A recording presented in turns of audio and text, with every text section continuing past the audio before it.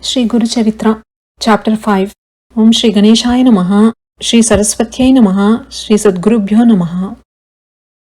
Namadaraka Sharma asked Siddha, O great soul, you have said that the Lord incarnated twice during the age of Kali. I long to hear all about these avatars. Siddha was very happy to notice the humility and faith of Namadaraka. He said, It is good you have asked me of this, for it purifies the one who recounts it as much as it does the listener. So listen attentively.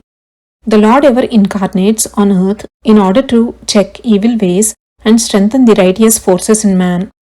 In this age of Kali, he first manifested himself as Shripad Srivallabha for the same end. To the east of where we are, there is a village named Pitapur, East Godavari district in Andhra Pradesh, India. There lived a Brahmin couple, Appalaraju Sharma and Sumati, who were devotees of Lord Datta. They had many children, of whom only 2 survived. These 2 were sons, but as misfortune would have it, one was lame and the other was blind.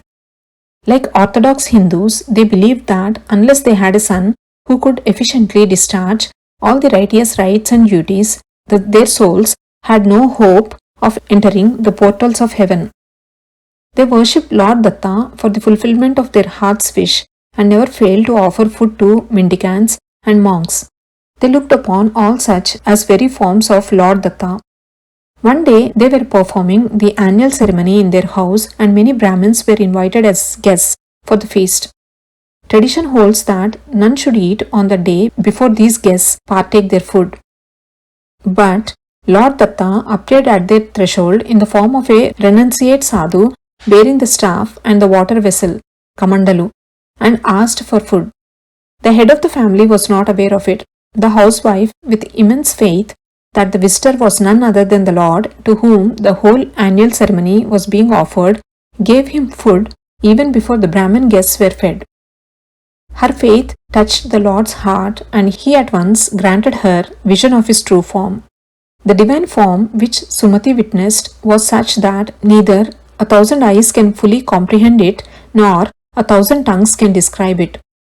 In his 6 divine arms, he held the conch, the disc, chakra, the trident of Shiva, Trishula, the drum, Damaru, the water vessel, Kamandalu, and the rosary, Japamala. His glorious form had 3 heads. Clad in a tiger's skin and his body besmeared with sacred ash, Vibhuti, he looked like a silver mountain in moonlight.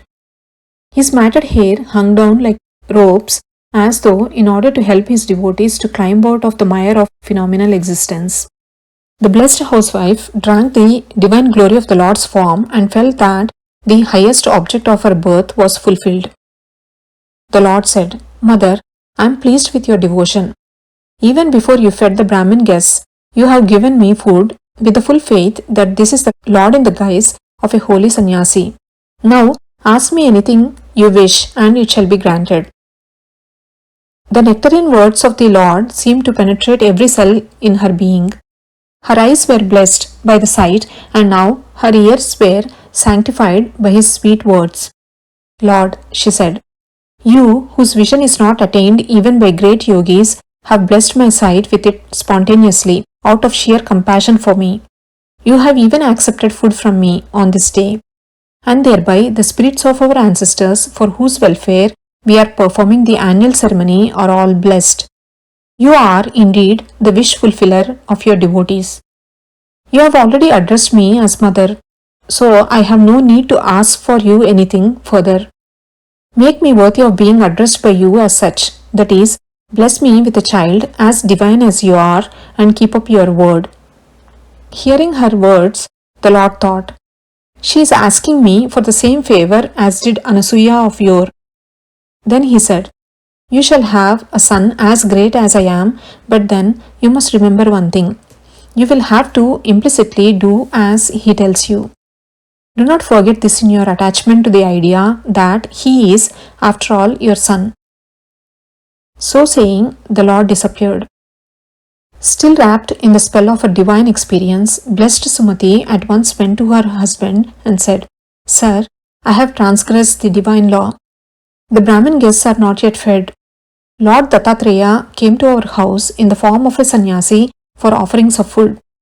Believing that he is the Lord of this annual ceremony and the Lord of all religious sacrifices, I gave him food. Raju said, My virtuous one, we offer food to Brahmins on this occasion and consecrate the whole ceremony to the Lord Vishnu. If then that very Lord had personally received your offering, it is all the noble fruit of your deep faith in him. This noble act of yours has blessed all of us. Lord Dattatreya, in order to bless his devotees and the righteous ones, wanders about in disguise of a random guest at the lunch hour. That's why it is said that a random guest has to be treated as the very embodiment of Lord Dattatreya. If owing to our inadvertence, the guest goes away unappeased, it means that the Lord himself is displeased with us. Then Sumati told him of the divine vision the Lord has bestowed on her and of his granting her wish for a divine son, along with the caution he gave. Raj Sharma was overjoyed to learn all that and congratulated her, saying, You have indeed sought a blessing that would purify our very lineage and the whole world. He then completed the ceremony scrupulously. Not long after, Sumati conceived and delivered a male child at the proper time. She gave birth to one who is indeed birthless. Astrologers and priests had all professed that Lord Datta himself was born as her son and praised her good fortune. Indeed, he kept his word to Sumati, and as he can have no equal, he had to take birth as her son, as the child had all the divine features besides celestial radiance. It was fittingly named as Sripada. This was the first incarnation of Lord Datta in the age of Kali. As days and months passed, the child Sripada grew ever more glorious like the waxing moon and attained the age of 8. As per the tradition, he was invested with the sacred thread. Normally, after the sacred thread ceremony, a boy has to be trained by a guru for 8 years before he can memorize the Vedas completely. But this boy, Sripada, started imparting Vedic knowledge to his pupils right from the moment of his Upanayana. It was all a purely divine miracle. In him was demonstrated the truth of the dictum that all knowledge acquired in one's previous lives springs up spontaneously in the present life, like things recollected. Meanwhile, his father, Raj Sharma, wished to get his son married and even started looking for a suitable girl. When he heard of it, one day, Sripada said, Father, you need not search for a bride anew. The perfect and divine bride is awaiting me. She is the treasure of yoga. Hence, I shall renounce all. As I am Sripada Sri Vallabha, meaning the consort of Sri or Goddess Lakshmi, I shall gain liberation even without the need of begetting a son. The determined aim of his son to forego marriage pained the father. With tears in their eyes, the parents said to Sripada, If you were to leave us as a wandering sannyasi, we shall be like fish out of water. Even though you are the Lord incarnate, you have taken birth as our son. Is it proper for you, then, to leave us to perish in the ocean of grief of separation? How can you, the protector of righteousness, not fulfill the duty enjoined upon every son? Then, pointing at their 2 sons, they said, Indeed, even by contemplating on you, one can cut asunder the self-perpetuating rounds of birth and death. But when we look at these blind and lame sons, our minds are again caught up in the whirlpool of worldly concerns. His heart, melting with compassion at the sight of tears in their eyes, Sripada touched his brothers and made them whole in a trice. What is impossible for the Almighty and the Lord of the universe? The miracle dispelled the veil of delusion that blinded their understanding.